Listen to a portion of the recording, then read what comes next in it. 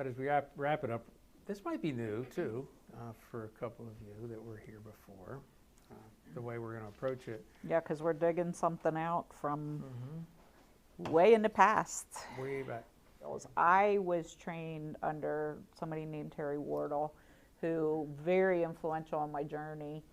Our coming together, we've done a lot with Eldridge and Wild at Heart, and I'm kind of returning back to some language that comes from my journey and going, my goodness, this was so good and so significant, but a little bit kind of different even in all of that. But so I sat under Terry. I probably heard the same concepts 14 different times before I was like, okay, I think I can get up and teach that. Like, it took forever because it was like, there just was a part of, I think, me even wrapping my brain around something new, you know, and going, is that okay? And theologically, what does that look like? And practically, how do you do it? It just took such a long time.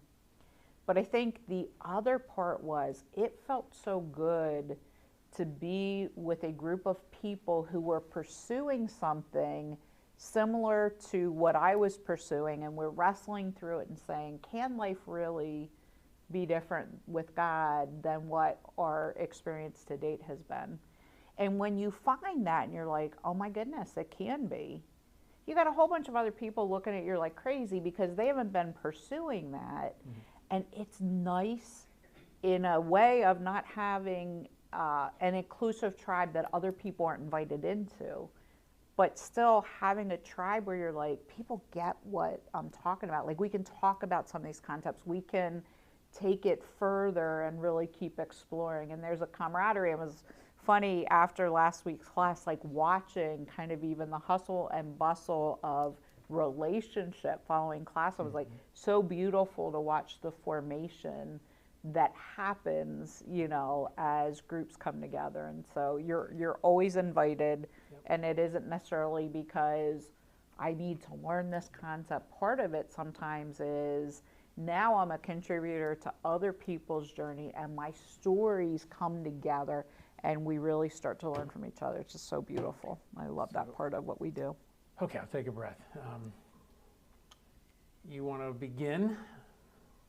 Yeah, so I think Safe People was kind of to be the tail end of last week into this week. We really got off onto that discussion on forgiveness, went a little bit longer, so we didn't jump into Safe People. So we kind of held that for this week. But what happens when we talk about safe people, the concept of boundaries in a number of ways starts to emerge. And so what I decided to do for tonight was actually to bring boundaries to the forefront. That would have been how we were kind of closing out. Like, how do you protect spiritual identity? And there are many ways we can go with that conversation, including spiritual warfare, a whole variety of things. But boundaries is probably one of the most solid ways that when you start to form something, you need to protect it. You need to even understand what, how, when, where, and you're going to understand why as we kind of go through a little bit of that conversation. And then from there, with that boundaries, you know, as kind of foundational, then we're going to jump into Safe People. And I do think doing it this way, I'm curious to see if they don't go hand in glove in a much better way, so that the conversation doesn't move there before we're even done with the Safe People conversation. So I went back to Terry Wardle. The way he describes boundaries is a little bit different. If you're really boundaries people, Cloud and Townsend are the boundaries people. They have a boundaries workbook. Like, if you want to do really good boundaries work, I would encourage you, dive in. As a therapist, always have their workbook on your shelf. Like, they are the boundaries gurus. There is boundaries for marriage. There is boundaries for dating relationships. So, you know, when you get an idea, like, you can take off and do 20 different books. Like, that's how you make money. But I will say that boundaries for people pre-marriage is fantastic, because it actually brings up a lot of questions. You know, and these are skills we should have all learned. You're going to see that tonight, but most of us, unfortunately, do not learn that. And so we don't understand what we're allowed to do, what we're not allowed to do, like what's okay. And it gets us really confused, especially as we launch into this conversation about safe people. So Terry's concept, you can go to the next slide. Terry actually, he called this a ranch. I kind of call it a farm. I like kind of the farm better, but he created this kind of concept about each of us, you know, our house is called identity, that's on this fenced-in property. Understand the fence is the most important part of this property. Not most important. It's important because it is the boundary line. And this gate that can swing open and shut is extremely important. So for boundaries to take place, you have to have something that within an area, everything that belongs inside of that is your responsibility once you reach a certain age, okay? You have to be able to control who is allowed on, who you want to leave, and when you say, okay, I'm done, people should leave. People should not be coming through the gate that are not invited through the gate. And so really, really important things we're going to learn about this ranch. And I just like the visual of this.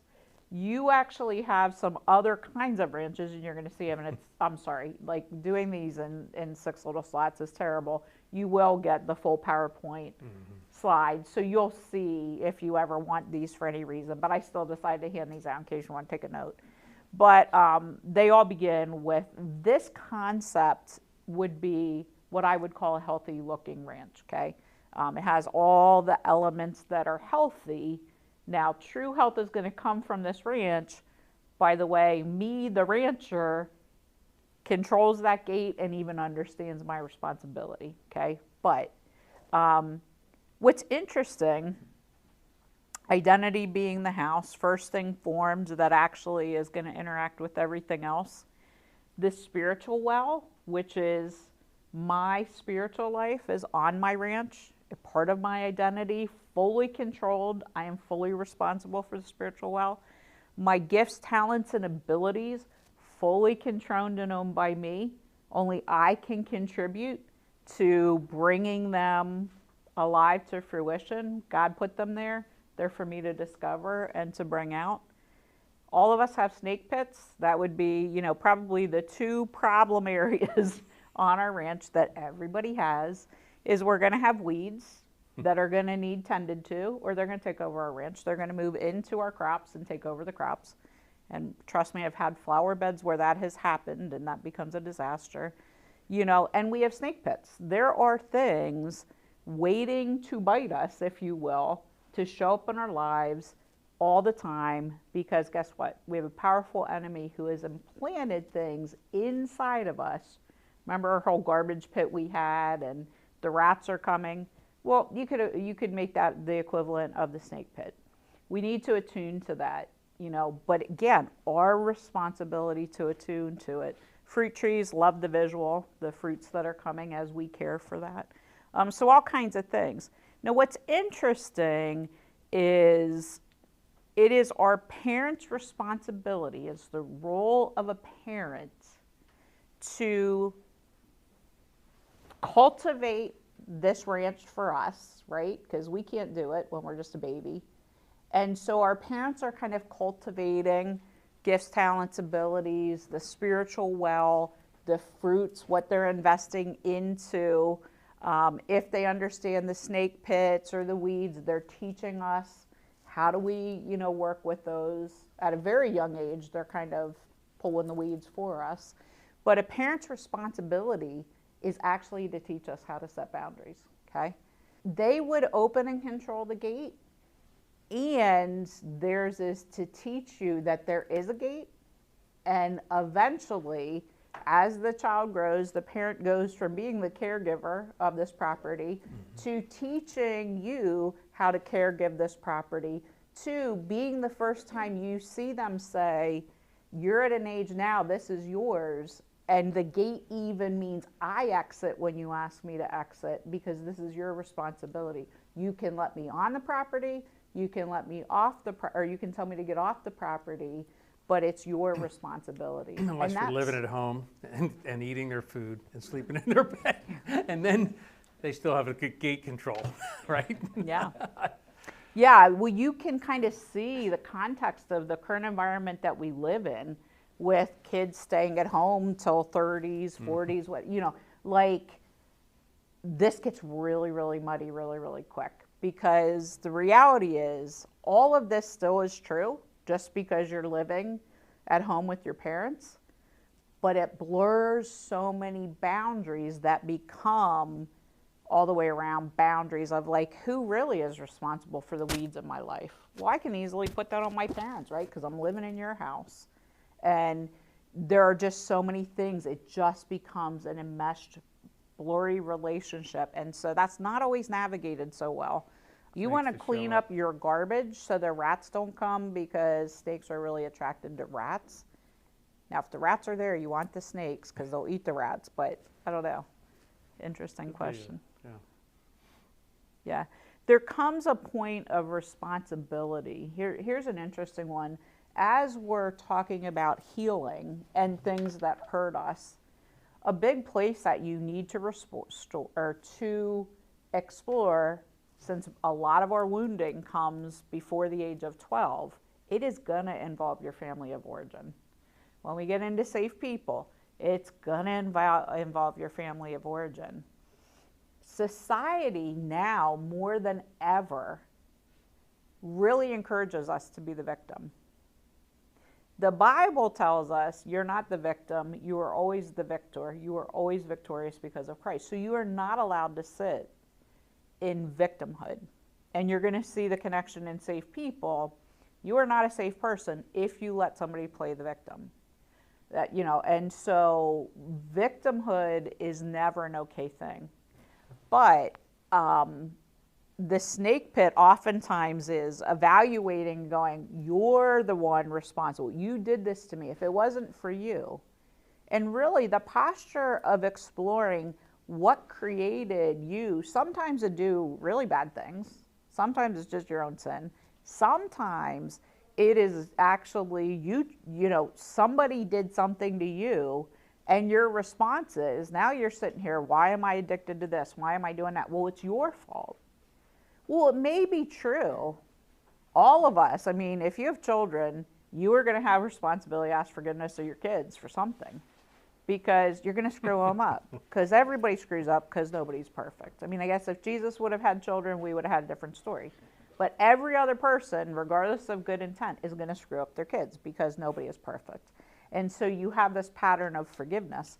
It's true of every relationship, is that it may be true that somebody hurt me. My choice to sit in unforgiveness is what makes me the victim. And that's not what God calls us to, okay? So that snake pit to me is really interesting in terms of the representation of the problem. And it even says, even if somebody else created that problem on your farm, who's responsible? I am. I can't be a victim, right?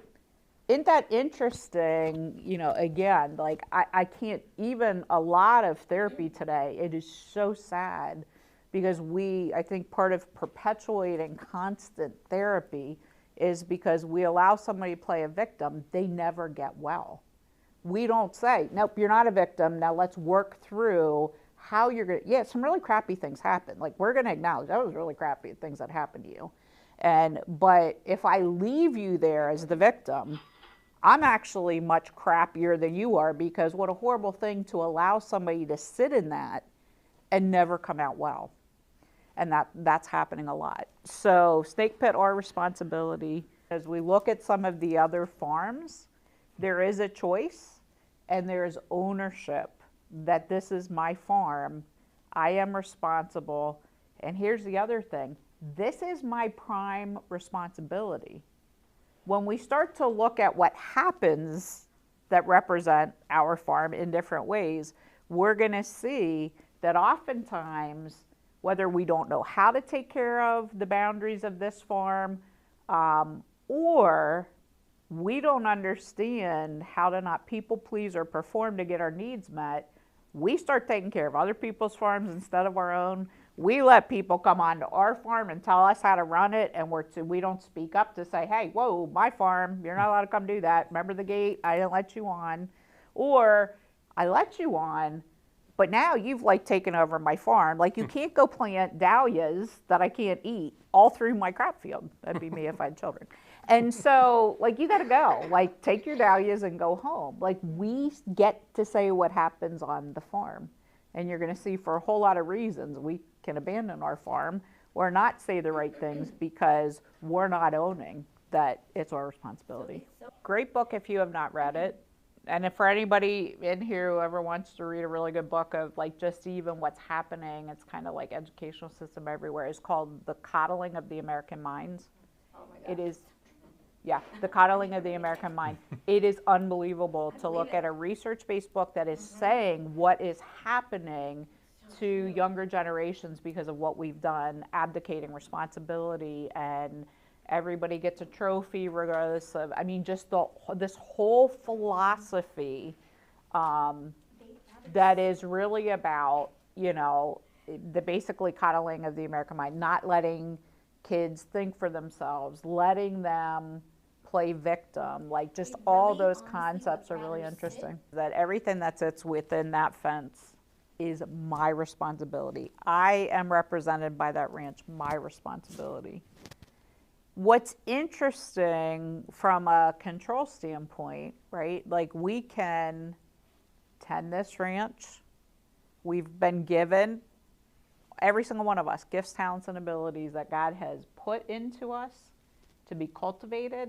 Our responsibility to cultivate, just like we cultivate the fields with the crops, we cultivate the gifts, talents, and abilities.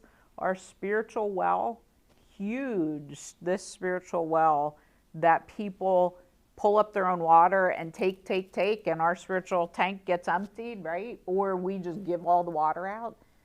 Our responsibility. I mean, to me, the spiritual well is the greatest connection to burnout I've ever seen, especially when people are in ministry. And quite frankly, we're all in a context of ministry. If we get that we bloom wherever we're planted, we are in a context of ministry. And anything we're doing for the kingdom, when we give out, we should give out because that spiritual well is like splashing water all over the place, not because somebody is dipping into us and taking ours.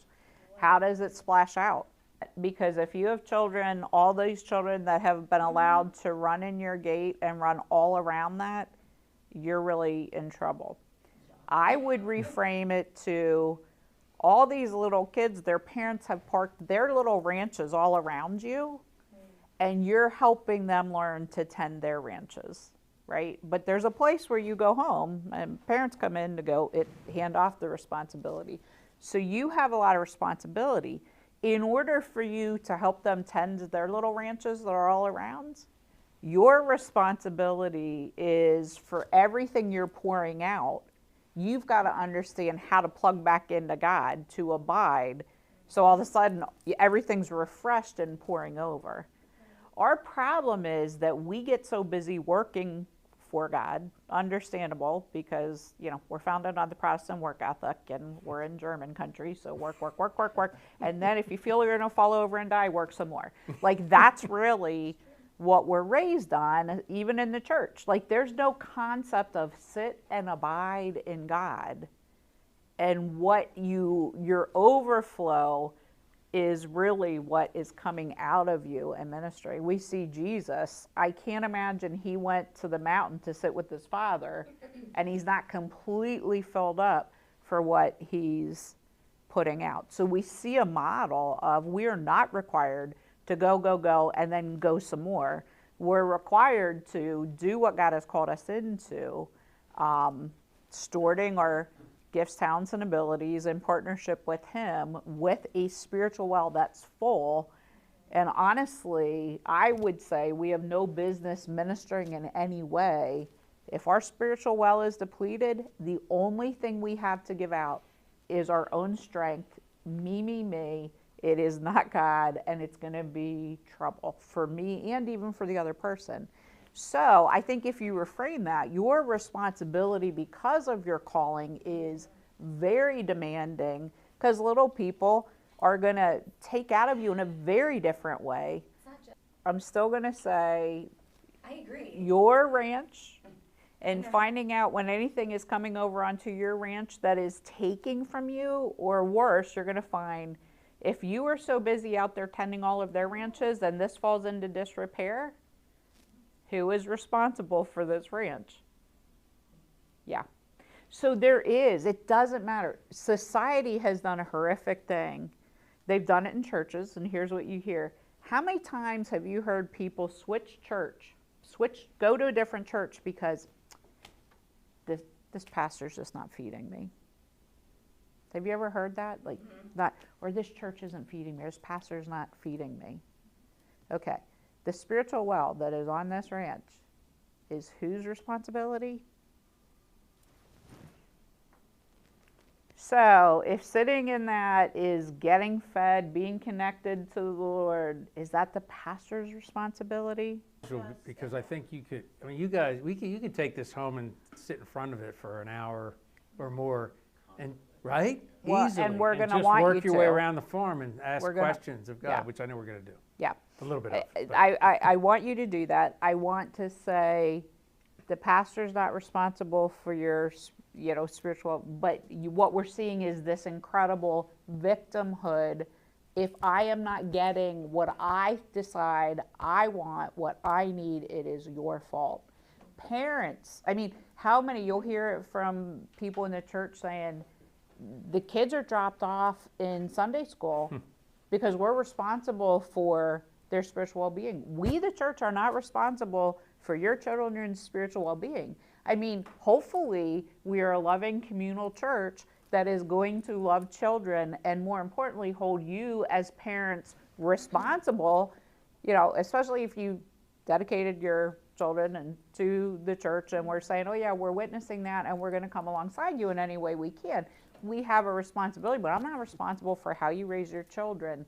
But even in the school system, I mean, in Christianity, we're seeing parents are like, well, the church needs to build up my child. I'm like, the saddest part about the thing that is going to lead towards long-term success for your child to get to college and not drop God like a hot cake, which happens hugely, actually is sitting around your dinner table at night and spiritual practices and you practicing asking your kids forgiveness when you screw up, admitting it. It is how you live your life, and they're looking, and it's till about they're 14 years old, and then you don't have much influence over them anymore. Like stats show, invest everything you can by about the age of 14, because there's probably not much more influence, and you got to trust that God is going to take it from there, right? But instead of me saying, I'm the parent, I'm responsible to teach these things, it's like, well, the school's responsible, the pastor's responsible. So let's look at why that is, because the goal is not to point outside of our ranch. The point is to look at our ranch, to learn about setting the boundary for ourselves, because you're going to find in these dysfunctional ways, this is a healthy ranch. If we have all of this set up, we're tending the weeds have not taken over, the snakes, well, they're kind of staying in their pit. We got fruit teas that are producing. Our barns are okay with our gifts, talents, identity seems to be formed. We have a nice little house I would like to live in. It's got like a cute the chair little, on the front porch you can sit on and kind of keep an eye on absolutely. things. The only thing I would like, it would need to be a rocker and one on the other side for you. Okay. And, like it's a pretty good ranch. I'm invited into the ranch. Apparently, You're allowed on that I'm farm, good. yeah. I was a little worried. Am I safe I enough? want him for on this? my farm all the time. No, he's So. on your porch. Is he part of your identity? Yo, No, obviously the not. identity is inside of it. Oh, okay. Yeah, Yeah. yeah. That means I get to sleep outside, I suppose. I guess Yeah. it's Yeah, yeah. Well, there is no dog You've got house. your Why own do house, you need a Steve. dog That's house? I got Yeah, my own house. yeah. You're right. There is Yeah. true. There's no dog. That's true. We need a dog house up there. We need especially for dog sitters and dog. Well, for both, Yeah, for Bo and for me. I think Yeah. it's interesting that it made me You're gonna see some of these things come up, that you are gonna see the people pleaser, you're gonna see a lot of dysfunctional things that don't look quite like this, And if you're like me, I'm kind of like, wait, I see myself in that broken farm and that broken farm. Mine really doesn't look exactly like this because I have a lot of those things that I've experienced. And so let's take a look. So this is the healthy farm. This Yeah, is the that's- healthy farm. Okay. What I do want to say this, one of the most important things, so an interesting thing on identity, like if people today, I don't know if I told you the 5-word thing, somebody came up to me one day and said, in 5 words or less, tell me your identity. And I was like, oh, spiritual warrior, child of God. They were like, that just like rolled out of your tongue. I'm like, well, that's who I am. Like, the most important thing is that I'm child of God.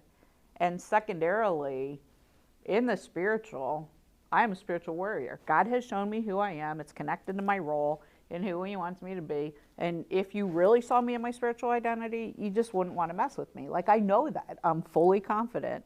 And God's got a lot for me to do. But if I don't do any of it, even though I'm spiritual warrior, it doesn't change my identity. Like, I am His child. It took me so long to live and go, I am not the job that I have. I am not the credentials that I have. I am not, because they may be true. I have a lot of gifts, talents, and abilities that I can say, Lord, where do you want me to go with this? Like, I think I love apologetics. I love neuroscience. And I said to Steve, I think like God's pulling me towards this PhD. We'll see whether I ever get it. It can't be a thing that I do because it's part of my identity. And that makes me nervous at times because that's been part of my past with credentials. But it's just so interesting to say, you've given me these crazy different things. And so would I love to get my PhD in neurobiology? I'm like, that'd be fantastic. Like, I would love to go do that. Would I love to go study under Dan Allender in narrative story to deal with trauma? I would love to go do that. Like, so I have all these things. They all sit because in my gifts, talents, and abilities, there are these things. But at 58 years old, I'm obviously not doing all of them. And so He'll bless whatever I choose to do in line with what He's calling me into, but I'm not going to use all my gifts, talents, and ability. I'll probably go unpack some of them, but my identity actually has nothing to do with those. And I think that's a really hard thing, especially when I've worked with people, and Allison, you just even talking about with somebody on the spectrum, when you work with someone who society says is pretty useless, right? Because maybe, if they have an intellectual disability, well, they have Down syndrome. What do they have to contribute to the world? We're going to have to take care of them, right? Is this big negative thing. They have nothing to contribute. Have you guys ever watched somebody with Down syndrome worship the Lord? So full of joy. I have never in my life seen anything like it. Like, if I've ever had the opportunity, we had one of my friend's sons who had Downs. And at first, it was kind of distracting because I'm like, what is he doing? Dancing all over the whole church. And like, me, ADD, wasn't meeting well. Until I stopped and noticed. And I was like, holy cow, Lord. I have never seen anybody so filled with joy, worshiping the Lord. And I'm like, and society would say that person has nothing to offer, but they are giving you like everything. We can't learn from that, And so if we put identity in the bucket, no wonder people have a lot, because like Elon Musk probably has more brain capacity than most people we've run into. Would you agree? Like, you generally don't have lunch with Elon Musk every day because he's not running around in different forms. The reality is he's thinking brilliant. So the world says, oh my gosh, I think they just awarded him $1 billion for the next decade. Or was it trillion? It was $1 trillion for the next decade of work. They're going to pay this man. Now, we won't even get into how ridiculous that is, that anybody has worked out. But what the world values is gifts, talents, and abilities in the way that we define them. God values fruit. So fruit should be, not that we need to go be fruit inspectors of other people's farms, but that's probably a better indicator of getting your identity, but it's still not your identity, right? But getting your identity, you are going to produce better fruit. Okay, so identity, here's an interesting thing, because what you're going to hear is that most of us have struggled in this area. Identity comes from dad. Identity comes from dad. Nurturance, attachment, attunement comes from mom. Identity comes from dad. What do you think little boys need to hear from dad before they're off totally, as the parents are coming off the ranch, closing the gate and saying, it's yours now? I'm proud of you. For men, you have what it takes. Like, this is unbelievable. You got it, son. Go forth and prosper. You've got this. I just could not be prouder.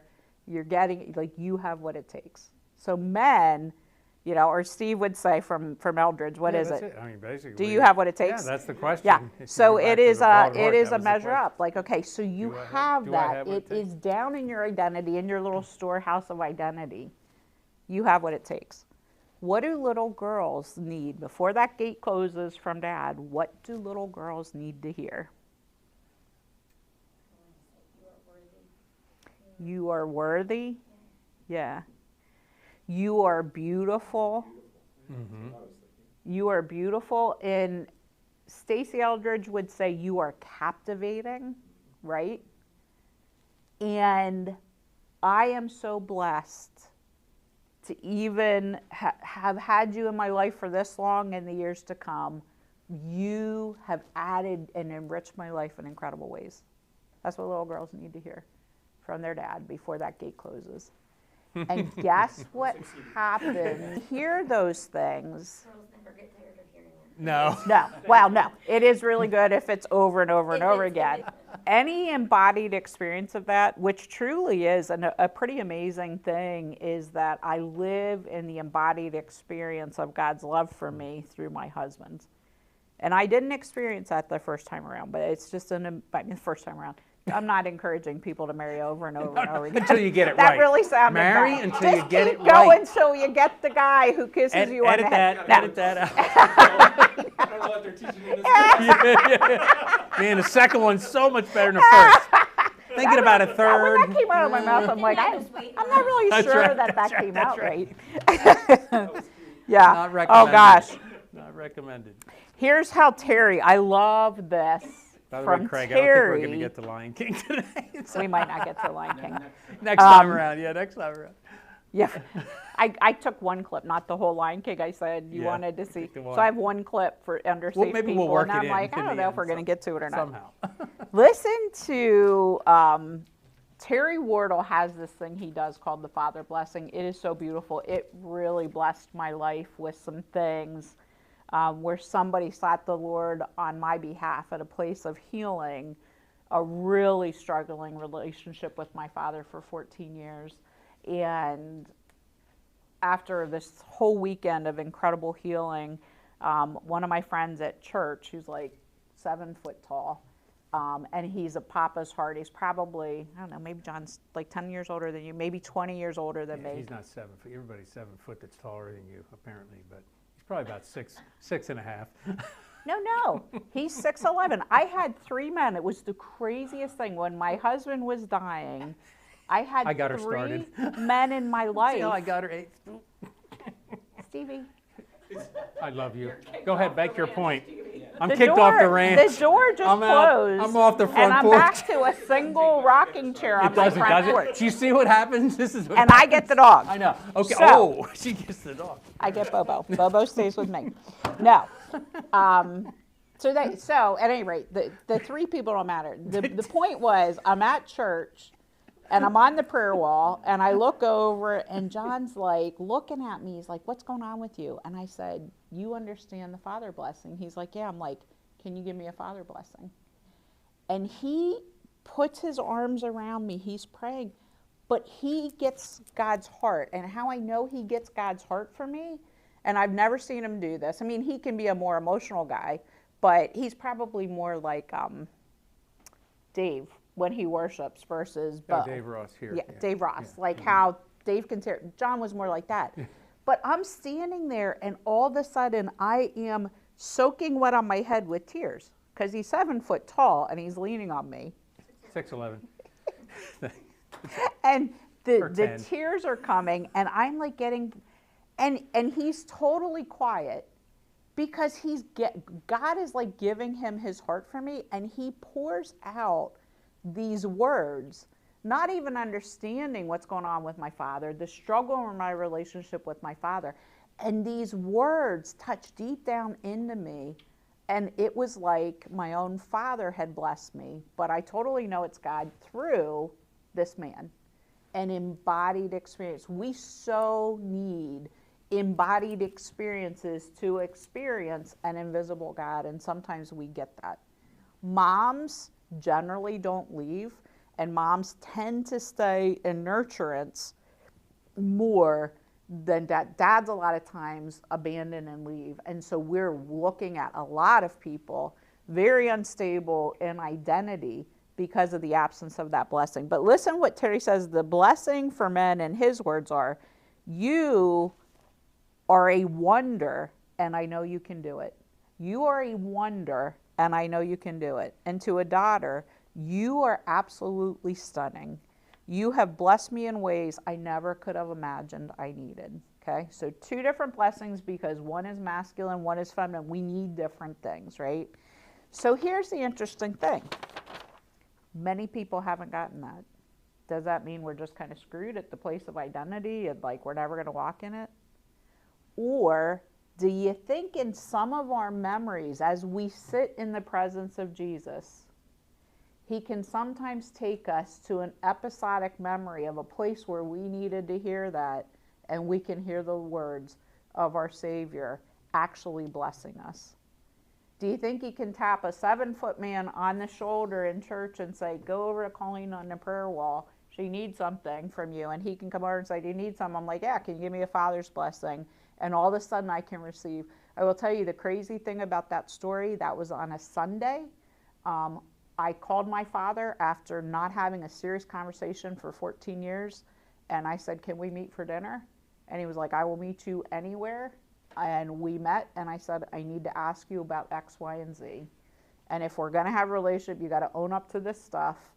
And for us to go forward, like, you've lied, you've done a lot of things, I've confronted you, and I'm telling you this is, but I'm now understanding because of this situation, because of these experiences, that the Lord has shown me what you were walking through, and you've now confirmed it.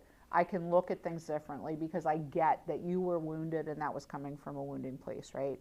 So God can make provisions to bless us in that deep place in many, many different ways if we did not get it.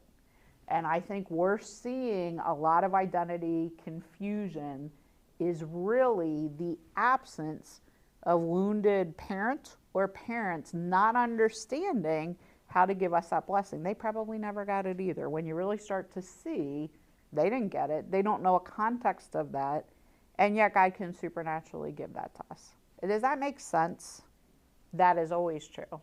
I mean, Christ is always going to come out. Actually, God the Father is always going to come out more beautiful than anything you've ever seen if we take on the wounding and deficit of our parents and view that as that's the way God is, then we're in trouble. But if we press in from what we see in the Bible that is not that, then we can ask the Lord, wait a second, I'm seeing you this way, but it doesn't feel that way because my experience of other people has never been this kind of love. If there's perversion of that, can you bless me in the way that you would want me to be blessed in identity, because I want to walk with you, I want to be transformed.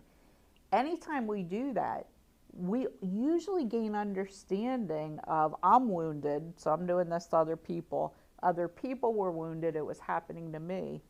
But my goodness, we have the solid place to anchor of somebody who is always consistent, always love, always working to the good on our behalf. And it makes that relationship so much more beautiful because it's incredible. It's perfection. It's the very good of God. It really is incredible. And I love that we don't hold our parents to a standard of perfection, because we get that the human condition is why. It's not they don't want to hold out on you. Like your parents never wanted to hold back anything. They probably just didn't know, or their own wounds get in the way. I think that was very, very true of my parents. But, you know, as we're going through that, we don't necessarily understand, you know. So that's one of the beautiful things about it. I was with a friend who I was roommates with in college my freshman year, so many, many years ago. We were just together, and I said, yeah, I haven't seen her for 15 years, and I was like, isn't it amazing where we're at, like catching up, the beauty of life and looking at our journeys, because we both been through it, right? And half of it's our own fault, what we've walked through, and to be able to look back and go, we would never go back, like we never trade it, because of watching who God is, because of learning to forgive other people the same way I need to be forgiven, because of walking in a world that is really, really difficult, you know, absent that healing. Let's jump ahead. So I want to show you some farms and see if you can relate to any of these farms. You do have them in really teeny tiny on here. Honestly, this was my 20s. I will tell you, this is what my ranch looked like. For sure, I know it did, because I was off taking care of everybody else's ranch. Now, it is hard when you go into the helping professions in any way for this not to be true. Because most of the time we go into the helping professions because we're trying to fix ourselves and we just don't know it. So in order to do that, it's easier. We can't fix ourselves. And so there's a control factor of, okay, I'm on this farm and like, I don't even know what I'm doing and it's getting trashed. I'd rather be somewhere else because I don't even want to tune to the snake pit, the weeds that just took over everything. So we go take care of everybody else's place. So the nobody home is usually, I'm too busy caring for everybody else's ranch that I'm not taking care of my own ranch, okay? Pay attention to that if that's you, or if there's elements. Honestly, this would also be, you know, like what do you do to anesthetize pain, your ranch, and all the needs of your ranch, and the problems of your ranch, and the snakes trying to bite you on your ranch, and the gifts and abilities that Satan is saying, see, you can't walk in that. Okay, there's so many things on your ranch that attuning to your ranch can actually bring a lot of pain. And sometimes we abdicate the pain by taking care of somebody else's who's going to say, oh, you're so wonderful, you're taking care of my ranch. We get all the kudos. We walk back, barely sleep on our property because we're like, we got to get out of here. This is really a train wreck mess if anybody would really know it, okay? So the nobody home ranch is one reaction to my responsibility for my ranch. It starts to get pretty run down. This one is another really interesting thing. I take care of my ranch. My ranch is looking really pretty because I just let that door wide open. I let anybody come on it, or I may selectively let some people on it. But when you enter my ranch and you decide that you don't like the way I leave a tiny little nativity on the mantle all year long, that nativities don't belong outside of Christmas. You're allowed to have them up for a month. So you just go take my nativity down and pack it up, and you put like a little globe or something up there you think is better. And I sit there and go, okay, well, they did that because, you know. No, it's my ranch, and I can have a nativity straight. Well, now, I mean, I do share my ranch, but he's okay with, I don't even think, do you even know we have a little nativity that stays out here around? It's not obvious. It's a little cute little nativity that thing. blends in with the other things on the mantle. At any rate, like, it is an interesting thing that you just can't come and take over my ranch, right? Unless I give you an invitation to take over my ranch. But how many people, you know, and here, tell you, big one to look at, especially if you're kind of young coming out of the house, it is very common for parents to come onto your ranch. They didn't get the memo that they left and the gate closed and they're supposed to stay out just like everybody else unless they're invited on, and they're not supposed to come move things around on your ranch. Parents, because they were caretaking your ranch and teaching you how to care for your ranch and set the boundaries of care, kind of sometimes don't get the memo that then they have to stop and hand over the ranch to you, so they think they're partnering on your ranch, okay? So common that, you know, especially probably like for the first decade that you're out on your own, parents exert a lot of control in telling you how to run your ranch. And what's even worse is when you look out your window and you see mom weeding your garden when you didn't ask her to come over, when you see, dad controlling the snake pit, when you see you want to go to college for this because you're like, this is what I want to do, and you get to sit down when your parents come over and sit you down and say, wait, but we've seen this in you, and this is really what we think you need to do, okay? So all kinds of things where you see that violation of boundaries. But this can be friendships, this can be all kinds of things, but it is a common place to look when you're seeing people move from childhood into adulthood. I am responsible for my ranch. If you have heard of helicopter parents, I think now there's bulldozer parents. Anytime those kinds of parents are still involved with you when you're at the age of responsibility, it's a problem for you. And so different way of looking at. But nobody should be coming uninvited. And if you really, I don't care, but then you go back and you're like inside of yourself, I can't even believe people come over, they do this and do that. That is really a people-pleasing response. You're afraid to step into it because if they don't control that, they're not going to like you. They're not going to love you. You're not going to get what you need. And so you let them come in and do whatever they want on your ranch. Okay. Stay out ranch. This we're going to link to Safe People conversation. This is probably the greatest one of the violation of relationship over and over and over. And guys, we were just covering it, the prison. We are made in the our image. The nature of God, the our, triune, relational, love passing. How do I serve you? It requires relationship. Satan comes after the our, the relational image of God constantly to isolate us. And when you see people go, I don't even know who I should or should not let on the ranch, so I'm just going to lock it down like a fortress, and nobody's coming on this ranch, there's no give and take. That's a problem. Isolation is a huge problem, and Satan loves to get us there.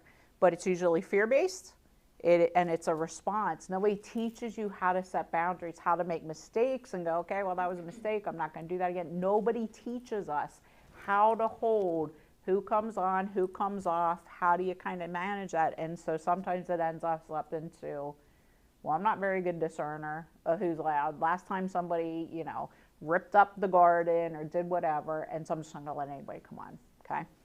So that's the stay out response. Just love me, I'll build the suit. This is our codependency response. I'm going to become whoever you need me to be. And so I will, my spiritual, we listened to somebody at an event we were at in prison ministry, I don't know, a couple months ago.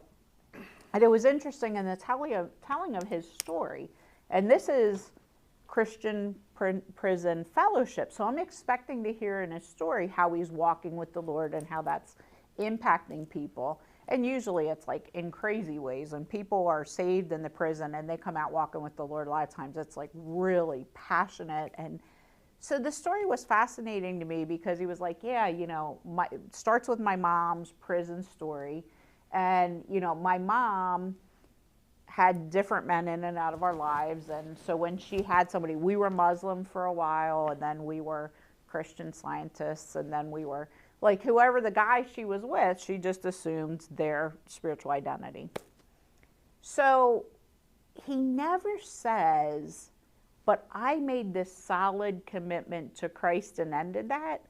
He's still at 40 some years old, going to the church where she's going and doing things. And I never heard this passion for the Lord or change in his story. It was he was just kind of glomming onto her. And all we heard about her was she's glomming onto whatever guy she is, and that's the religion that she's going to be. And I thought, isn't that interesting that this wasn't, I'm not sure this is true of his story, but my impression of his story, which when we got in the car, I was like, do you think he really knows Jesus? Do you think his ministry is really embedded? Because then we came to find out that a lot of the stuff they were doing was not necessarily connected, faith-based. It was just really, really fascinating. That would be a great example of I will build the suit. I'm going to be this if this is what's called for to get you to love me. I'm going to be this if this is what's called for.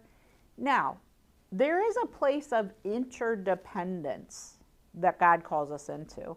Steve and I am not dependent on Steve, although sometimes when my health's not good, I feel very dependent on Steve. But I am not dependent on him for my spiritual well, for the fruit on my tree, to pull the weeds, watering sometimes. But I'm not dependent, but I'm also not independent of Steve, right? And we're not in most relationships. Interdependence, understanding that it's us together, is the way God designed us. So I'm not supposed to go, I am fiercely independent of everything. But I'm also not to be dependent, which is, if you don't exist, I can't exist. So I'm going to do everything dependent on who you are, what you believe, how you do it. And that's build to suit. Does that make sense? Like what build to suit would look like?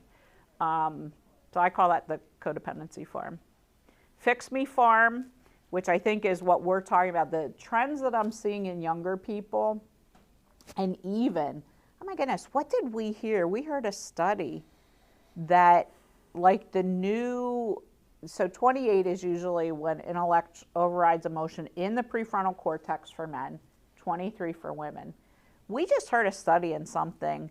It is like 38 years old for 35 men. at least, maybe. 35 to 38 because of this prolonged not taking responsibility, not having expectations. And then women would be sooner. We actually mature in the brain a little bit, quicker, but not much, probably by a couple years.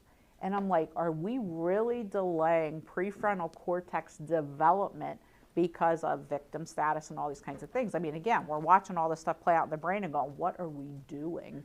And so Fix Me has really become the whole blame the parents movement. Well, you never taught me, or you, so now I have to live with you. Or society. How many times have we blame? I can't get a house, and so I can't get a job. I can't blah, blah, blah because of somebody else. We're just looking at the abdication of responsibility.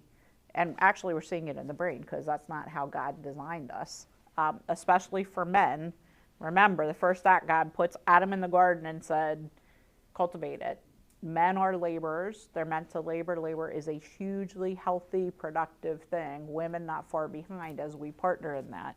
So this Fix Me is absolutely opposite of God saying, I fully believe in you. I'm going to plant you in that garden. You're going to cultivate. You are going to partner with me to rule, to multiply my image, to multiply your gifts and talents. All of those things is really the antithesis of what God calls us to. But Fix Me is becoming more and more. Or here's my child, fix them in the school. Here's my, my spirituality needs to come from you, pastor. You fix me. And if you don't, I'm going to go find somebody else who will. Do you hear what I'm saying?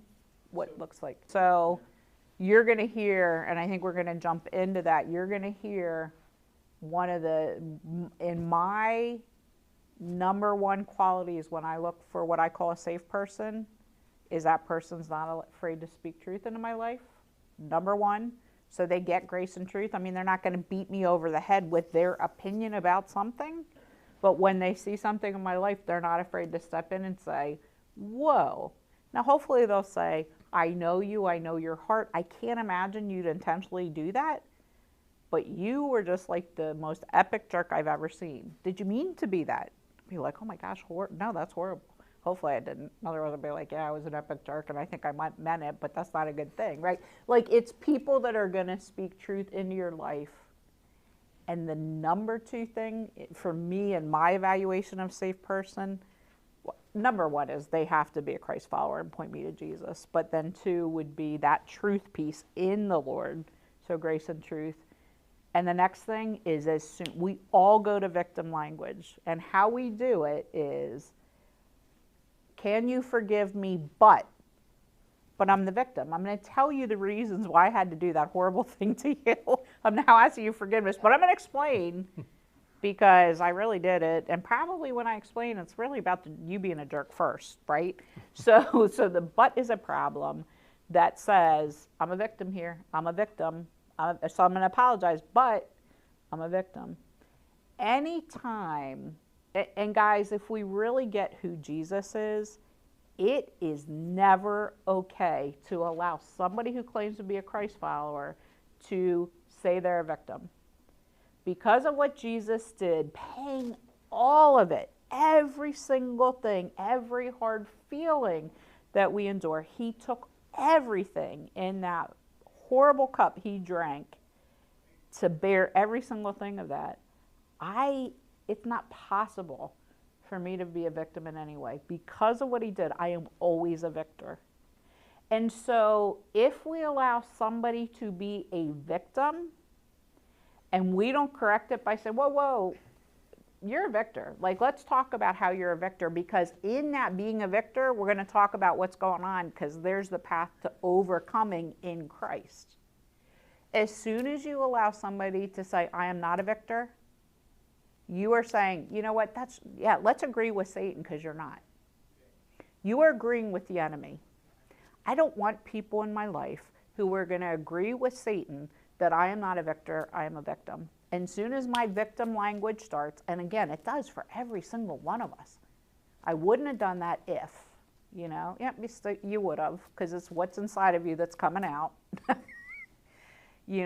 Like the reality is, I don't want to walk in relationships that are not going to point out I am always a victor because of Christ.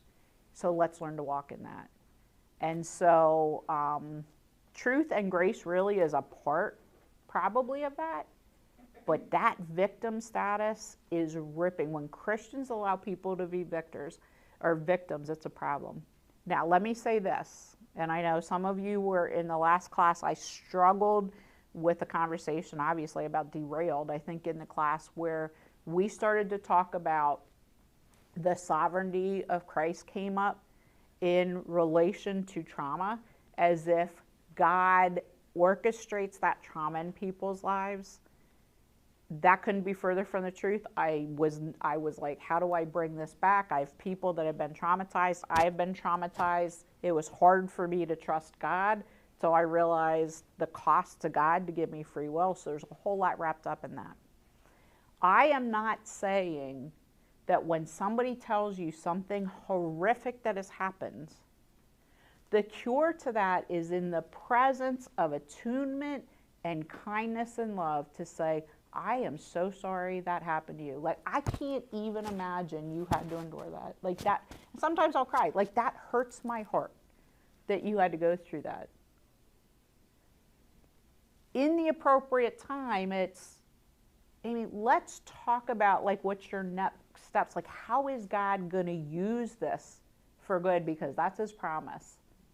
Do you see, the shift is not, it doesn't matter because you're victorious in Christ. The shift is, we can always trust the goodness of God. We can always trust the scriptures. It's the only thing we can trust. It is the only foundation.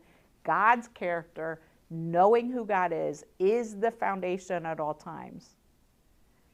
My empathy for somebody in a world at war just like I am is like, oh my goodness. Like, I just don't even know how you've had to carry that. But I'm not going to lovingly let you sit in that as a victim because Satan wins.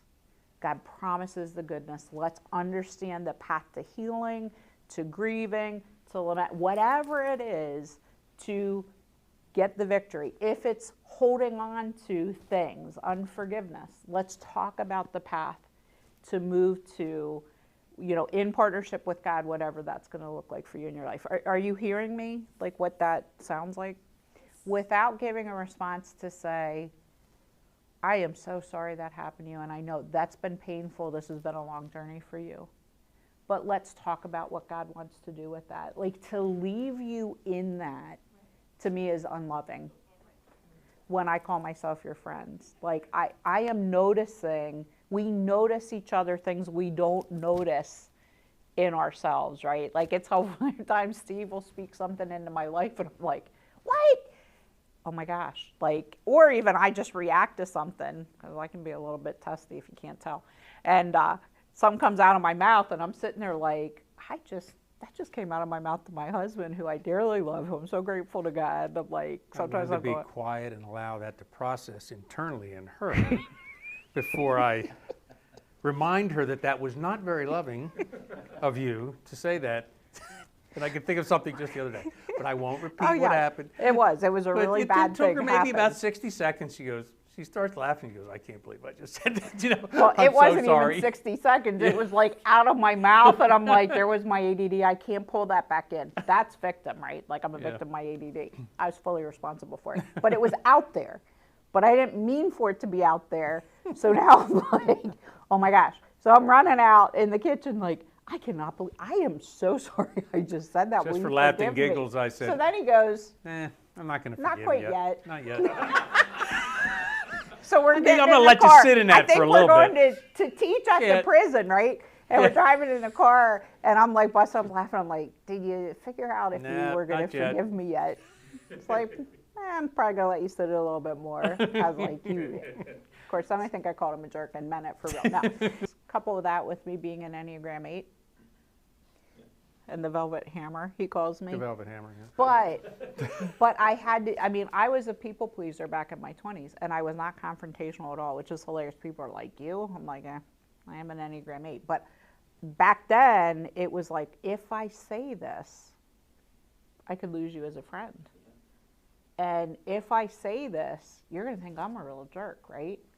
And if I say this, and you know what was the greatest conviction in my life? Was when I watch people go down a path, go down a path, go down a path. Somebody got married and I never spoke up and said, I'm really concerned about this. And they got divorced like less than a year later. And I had to sit and go, I never spoke up. And I watched the consequence in their life. And what I realized was this whole conflict avoidance, which to me was inbred in the church that I grew up in, and just kind of this perspective, was the most unloving thing ever.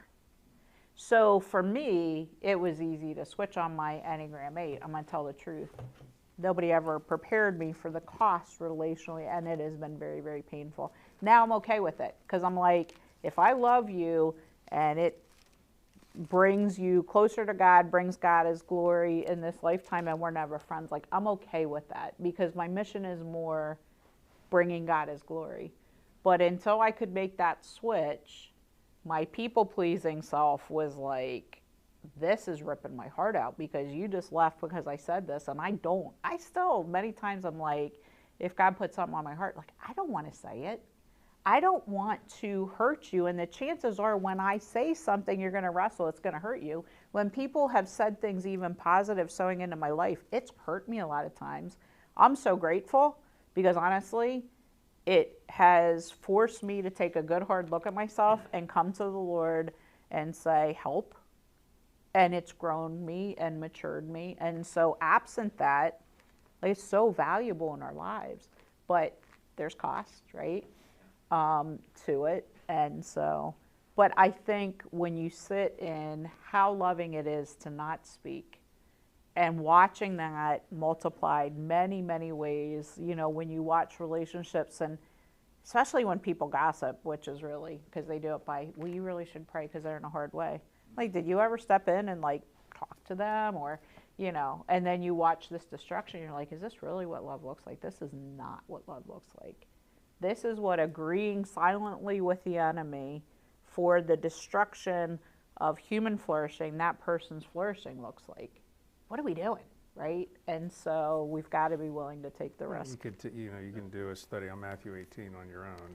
There you go. Just be reading the 15th verse and say, and this could be, again, if you notice sin in somebody's life. So here's a lot of it is, I mean, victimhood, that status does rise to the level of sin if we sit in it like that. And, you know, if your brother sins against you, go and tell him his fault between you and him alone. And if he doesn't listen, then bring somebody else with you. You know, so we were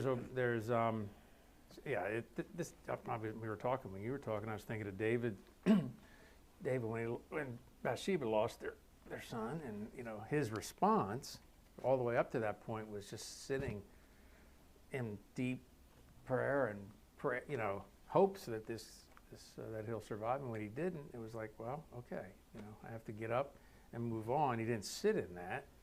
He was on to what God called him. I mean, even though it was the whole thing was set up by a really bad set of circumstances.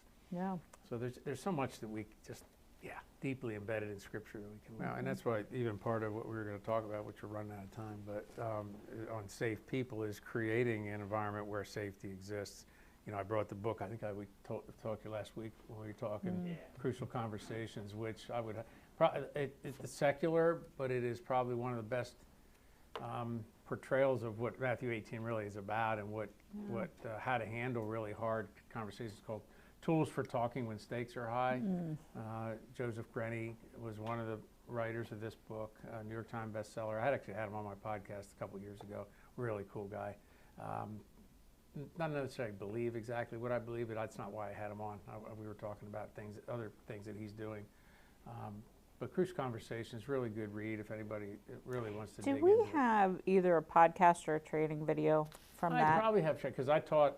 Thank you. I took their concepts and created my own little talk on this, and did it half a dozen times at the mission. I actually did it during one of your leadership I know you did. lunch and learns, I think. So we should I have think it might video. Be. I don't We're know if going to send you a couple videos if you want to go if deeper. It's not, I can put it that, up if you have never read or had any experience with Crucial Conversations, fantastic frame. Steve does a great job with it too. So we'll look for teaching video on that one. We do, which is one of the reasons I wanted to kind of do boundaries, and then whatever time we have left to do safe people. We have multiple teaching videos on safe people. Yeah, so I'll put links. So we're going to send you safe people. I would encourage you to look at the forms. You're going to get this in the PowerPoint, and really ask the Lord.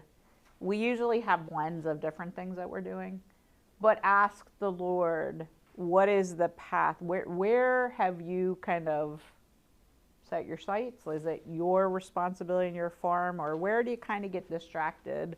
And part of the issue with where we get distracted is it usually leads you to a healing issue of what God wants to go. Yeah, there's a reason you go that direction, and He's constantly pointing you to the deeper source of healing that you need. And so it's a great way to just kind of start to identify, why don't I close? When somebody comes and takes over my farm, why don't I kick them off the farm and close the gate? How do people, when they're not invited, unsolicited feedback, why are people giving me feedback when I didn't even ask for it? That can be a boundary violation. What does it look like that people are constantly coming onto my farm to help me pull weeds or do whatever, when I haven't asked for help? What is it in me that is attracting that? And so many of them tie to deeper wounds and traumas, or things spoken over, father-mother wounds. And so God wants to bring you into a place, because He wants you 100% responsible for your farm. And when you're responsible for your farm, especially the spiritual well, you are positioned to actually be able to help people in a healthy way on farms that are around you. Okay? So we're going to send you safe people. I will say this about safe people. There is an exercise. So what you're going to see, I think we gave you a handout last week, I think. Did we not? Did we give you something? Pathology, that I looks, think you guys have it. In the all of us need to learn to perceptively trust. So what happens, and again, you'll see this in the video clip when I talk about the glass ball. What happens is, from a very young age, we just blindly trust somebody, give them our little glass ball inside of us. And at first and the little glass ball holds all the things essential. It's, my secret thoughts. It can be my wounds. It can be all kinds of things in this little precious ball. It's the most precious things. And, my little girlfriend on the playground drops the ball because she's going to play with someone else, and my little glass ball shatters. And I go and I pick up all the pieces, and I tuck my little glass ball back into my heart. And then I'm on the playground, And I give my glass ball to this really cute guy who promises that I can give him a kiss if I catch him. And I catch him, he doesn't give me a kiss, so I punch him in the nose in 2nd grade. True story, I had to go to the principal's office and get paddled. And it was a very proud moment for my parents. And so I got paddled at home again too. At any rate, Joey Gallucci, who then also had a crush on me, so then he's chasing me after the punch in the nose. I guess he liked aggressive women. I don't know. But after he's chasing me, he... You wonder how it's not boring in my house, trust me. Yeah. So I haven't after gotten he's punched chasing yet, me, thankfully. and I decide, okay, maybe I can give him another chance, his friends are like, you like girls? She's got cooties, right? So he takes my little glass ball, and he slams it against the wall, and it shatters everywhere. And I'm like, man, did that hurt? So I take my little glass ball, I glue it all back together, put it back in. Do you understand that the more that repeats itself, as I'm giving the next person my glass ball, I'm not just going, oh, here it is. I'm like, okay, Amy, I feel like I want to be your friend. Can you hear? I'm going to tell you a little tiny thing that's in here. And I hand my glass ball, and you put your hands out, and I still am kind of holding it very slowly, taking it away. And I go, is she going to hold it? Is she going to hold it? And you know what? She has a child, and she's busy, and she accidentally drops the glass ball, and there it goes again. And so I pick it up. Time after time. Do you know that eventually I'm not giving that glass ball to anyone? That's how I become the ranch that's locked down. Like, it's not going to anyone. What is an interesting thing that you're going to see in the video around this concept is my problem is not that everybody is untrustworthy. That's what we tell ourselves. There is not one person that can carry this glass ball. Not one person is trustworthy, right? The problem is I don't trust me to pick a person who can carry the glass ball. I don't give it away because I don't trust myself. And what's interesting, just like you can learn boundaries, you can learn the traits of somebody who is going to be safe, right? And so when I learn the traits, who are actually, you know, this is a list. This is also a Terry Wardle thing that I love. Here's a list of how he would define safe people. And, you know, things you can pick what is important. Non-judgmental is, in our society, so important. You are going to discern things, right? Like, you should be a discerning human being. That's part of the wisdom of God. You ask for his wisdom, he's going to have you discern some things. This is right, this is not right. He's discerning goodness. Judging is a very different story. If we are never going to understand another person's sin, and especially their history of sin. We're just not going to. Nor is anybody ever going to understand every detail about every sin I've ever committed. But what we're going to understand is that we both have sin. Like, if we are Christ followers and say, this is part of the human condition, I don't understand yours, you're not going to understand mine. We both have it. And there's the truth of who God says we are, and the true is this little hiccup that we're in because of being in the flesh, and we can walk that out. In order to be able to walk with people in their sin, if I bit an apple that says I can tell good or evil, which I can't handle the judgment of the good because I'm doing it through a me-centered lens. So it's all about how I define good. That's how we're getting this my truth movement and all that crap, is because I've decided I can define good. The church throughout history, Pharisees, decided what good is. It doesn't have anything to do with what God calls good. So when I use my standard of what is good, part of why I, you know, LGBTQ people, homosexuals first, think we hate them is because we decided that homosexual sin is worse than the fact that we have churchfuls of people that are watching porn on a regular basis and having sex outside of marriage. There's no difference in sexual sin from homosexuality to that, right? It's all bad. But we pick things because good to me is, well, I didn't see in Leviticus that my sin is an abomination to God, like specifically because a man had sex with a man. So I'm going to say yours is worse than mine, right? Okay, here's how you walk with broken people who we had friends. We were doing a healing care group, and one of the guys stays after class. We know he's addicted to porn. We know his story. We know he's really struggled. He writes on a piece of paper something about the kind of porn that he is looking at. I don't have like a porn vocabulary of what is really going on. I really don't even want to know I know way too much of what's out there. But he slides this paper to me and said, can you read this and have Steve read it, and then maybe we can talk about what I'm stuck in. He doesn't even want to name this, so this is going to be, okay, that's what I'm stuck in, just so you guys know, but then we can have a conversation, right? If we would have been the kind of people who would have judged him, and this on this paper was really horrific, I had to go look it up because I didn't even know it existed. I didn't look up the porn. I looked up what is this kind of porn, just so we're all good. We weren't watching videos at home.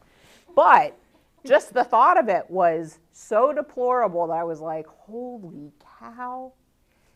But the blessing was we were safe people for him that he knew, even though everybody, including himself, was going to think this is the most deplorable, disgusting thing, we get what sin looks like, and we're not going to judge him. We're going to say, wow, this is really heavy. I oftentimes will acknowledge, guys, you know I don't quite understand this. This is not my sin. This is not, but I get what sin looks like. And I get there's the truth of who you are. You're still a child of God. God has not abandoned you. You are no longer, you're not written in his book. This is not what he has. This is not the very good of God. You know that. So let's talk about what's next. Like, we're going to walk alongside of you, regardless of what this looks like. I had a student who killed somebody, killed her. He was a drug and alcohol counselor, so it was one of his clients. It was a really brutal, nasty thing. And killed her, sent her and her car into the river after she was dead in Philadelphia, caught it on fire. I mean, it was nasty. And my first husband was still alive. There I see Anton go across the screen in an orange jumpsuit one night. He didn't make it to graduation. There was a weird thing, and I was like, what is going on? And all of a sudden I realized why he missed one of my classes. Well, he was off murdering someone. And my reaction was not, oh, this is nasty and disgusting. Can you believe he did it? We're laying in bed watching the 11 o'clock news. I said to my husband, I've got to go see him. My husband's like, you are not going to see? What do you mean you're going to go see him? I'm like, he needs to understand the truth of who he is. I don't even begin to understand this one, right? But I do know he knows the Lord and he loves the Lord. So this is pretty not looking like this is the love of the kingdom of heaven. But if he doesn't get the death penalty, he's going away for the rest of his life. And his mission as child of God and cultural mandate has not changed. He needs to bloom where he's planted, even if it's on death row. He doesn't need to waste this. And he needs somebody to tell him. And then I have friends that can go see him as he walks through this, because obviously I'm not walking with him, but I need to go see him. I think Bob did forbid me, and I couldn't figure out how to get there. But honestly, a safe person says, I don't even understand what you've done, but I understand what I've done. And I understand a God who loves us and is going to walk with us. That's the kind of non-judgmental that I'm looking at in that. And so go through all that. What I would love for you to do, if you really want to get a lot out of this exercise, go back, take a notebook. On the top page of the notebook, go back through your history to every person you can think of that you thought was safe in your life, as far back as you can remember. Write their name on the top piece of paper. On the next page, write the next person. So one name per page. And I want you to think about their traits of why you decided they were safe. Write down the traits of why they were safe. If you realize later they were not safe, write down the traits of why they were not safe for you, right? Ask the Lord to reveal the important traits for you in what creates a safe person. Guys, the problem with safe people is not that everybody else is trustworthy. The problem is that we stop trusting our knower because we haven't discerned and we've been hurt and hurt. Nobody teaches us the skill. This is a way you can actually learn the skill. We used to tell people at Water Street, if you don't have at least 3 people, we call them wise people or safe people, if you don't have 3 people that you can go to trust at this level, you're probably going to end up back here. If you're in addictions, you're going to relapse, right?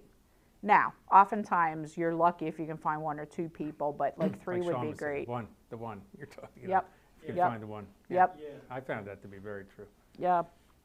It was funny, Steve and I, when we got together, like he had 5 men, which was amazing to me, that were like super close friends. I'm like, men don't usually have 5 super close friends. And then he had a lot of other peripheral friends. But the one in my mind where there were some things I'm like, I don't know that he's really safe, but he's a very good friend. And I don't know, it's a couple of years later, you know, he mentioned something this friend said, and he goes, do you know, he goes, as I'm thinking through this, he said, I love him, he's my good friend, he's not the safest person. You know, but so the more you learn, the better you can discern. It's only important because I really believe we need to manage our lives, that there's only certain people that get access to your glass ball. Now guys, your glass ball contains identity. And anybody who is not worthy of carrying your glass ball should not be sowing into your identity. Because pointing you to Jesus, gifts and talents, what God is telling you, like all the things that you would share in that glass ball are all identity things. People, we can speak into each other's identity. Like I marvel at the fact that I love to call out. I mean, I love my friends and I see this beauty in them. And so I usually will tell them, I can't even believe, like that is the coolest thing about you, that God made you to be that. And they look at you like, I can't even believe you would even notice that. Well, guys, that's what we're supposed to walk in all the time, right? Like, can you imagine if Christian body, like we shouldn't be seeing the negative things, discerning, like, yeah, we got to talk about that. But walking in calling out the giftings and beauty of other people, that is the role of the church. It's the role of safe people. Guess what? There's a mother and father blessing in that, in our community, that we're actually doing, right? So safe people become essential to our journeys. Unsafe people derail our identity. You can't give the glass ball to the people that are going to derail your identity in Christ. The more you are working on your transformational journey that will go till the day, you know, either Jesus returns or you meet him in heaven until you come back to rule and reign on the new earth. Whatever's going to happen there, you need people that are safe, investing in your journey, and you need people not trying to pull you away when the Lord takes you this way. You don't need them pulling you back. So there's a second sphere. I always call that, you know, the center, my glass ball. There's another sphere. I always say, that's like my friends I love to go have a cup of coffee with. It may be new friends that I'm not really sure that you're safe or not. It's not a judgment. So we can go have a cup of coffee. We can have conversations, enough cup of coffees. I might start giving you some glass ball things. And eventually you might be able to carry my glass ball, and I might have the privilege of carrying yours. But there's this sphere that is, I'm not going to blindly go, oh, you get my glass ball and you get my glass ball. I'm going to say, wow, let's have coffee out in the sanctuary on the back porch a couple times, and let me bring my dog over and we're going to have a conversation when I drop Bo off. And over time be like, oh my gosh, like Amy is such a safe person. And then eventually I'll be like, yeah, you can have my glass ball if you want it, right? Like we can be glass ball friends. But until that time, I am perceptively evaluating if she should have my glass ball or not, right? We need to learn this and not run into relationship. Anybody who comes out of the woodwork, there's always my rule about a job. If you go on a job, the first couple people who come to meet you right away, you're probably wise to not plan to be friends with them long term. Because usually those are kind of the more codependent, let me run in, I want your glass ball, do not give it up. They might seem like the nicest people on the planet. If it's at church, wherever it is, right? Wait to see. Perceptive trust says, I'm going to trust you to the point that you've proven trustworthy. And that's the part we often miss. It's usually an all or nothing. Guys, there is a third. He's going to wrap me up. Sorry. Feels like this important though. There is a third sphere. There is nothing in the Bible that says you can say, you know what, I've given you enough chances, I'm done with you. That does not exist. But there is a third sphere that says, you are dangerous to my identity. You are, whether that's permanent, I don't know, but you are dangerous to my identity. I will love you, I will pray for you, but we're not even doing coffee, right? Like, you need to go over there. It is the people. I spoke into their life and they violently attacked me back and said bad things. I'm like, I'm never going to say never again, because I don't believe that's biblical. But I am going to say, you're kind of in the third tier. So, like, don't be calling me up for coffee. Yeah, forgiveness is not the ticket to move from the third tier to the glass ball range. Forgiveness has nothing. Forgiveness oftentimes means, okay, well, that's fine, and I certainly forgive you, and you're staying in the third tier. Because what you're going to find, one of the things notice in your patterns as you're looking at relationships, there's oftentimes character things. They could remind you of parents, caregivers, people who have blessed some part of your identity. We get into really bad cycles because of relationships that are repeating. And actually, we should probably cut loose. But you'll find a lot of times you've trusted people that remind you of somebody. And actually, that person that they remind you of actually wasn't safe and you didn't realize, so you do the evaluation. So we get into these, we repeat this chaos in our lives. But there's often character things, which is a whole very different thing. If somebody's really got a character issue and God doesn't really move to change character, don't ever pull them out of tier 3. If somebody just is unaware and is wounded, which is a lot of where our wounds, things can come from, honestly, guys, here's where a change comes. What we were talking about when we first came in is sometimes we form kind of a tribe with a common language, not because we're excluding anyone, but it's a different way to walk in this world. You're going to find this language of wounded people accepting and understanding their wounding and working to get their wounds healed is a game changer. And when you're in relationships of people who don't understand or accept that we have anything to heal from, they usually become unsafe for you until they're willing to do their own work, because wounded people wound people. If you don't address the things that cut you, you're going to bleed on people who are not the ones that cut you, right? We have to address the wounds so we don't bleed on other people. We've all bled on other people. At least I can say I've bled in huge ways on other people. As always, we're always sad when kind of these things wrap up, but if you get a chance, I sent you guys this form that we like. If you can give us some feedback, it's helpful. We share it with the pastoral care team. Even if you're here before, look, if you have something different that you want to share, or something that was more meaningful or whatever. Or if we implemented something that you said, give us feedback on that too. Or we you have usually do ideas try. like, oh my gosh, what like if from this, the last this, time, this? if we tried to honor that, be helpful to know So if it anything worked. would be helpful, and if you can fill it out, send it back to me. We're gonna make you do it here, but you can. I think I might have sent it in a Word document you can type in, and then scan or put back. However you want to do it. If you have the ability, that would be helpful. Or just flag me in church. Give it to me. I'll be fine too. So, any last parting words, comments, anything anybody wants to share? It's been great being with you guys. Really has. Let me pray for you guys, and then we'll let you go. Lord, thank you for. And that 8 week went fast. 8 weeks. It was. Obviously, Lord, you had a lot to say, and we did too. So we're always going to ask that you filter the wheat from the chaff and just make the things that are most meaningful, that come directly from you and your Spirit, land in the appropriate place for everyone in here. Lord, we're all in different places in this kind of progressive revelation of who you are and who we are, and this question of identity is going to probably follow us until we see you face to face. But we do know a couple things that you've told us in your word, and we are your kids, and you do love us, and we just want to draw closer to you and hear from you more often, and teach us to ask more of you and ask more often. Show us that you that you show up in these ways that we notice you, Lord. There's just all the things that we talked about. Discerning safe people in our life, knowing how to set boundaries. Lord, give us the recall of the things that we've talked about at the right time in the right way to help us navigate this next season in life.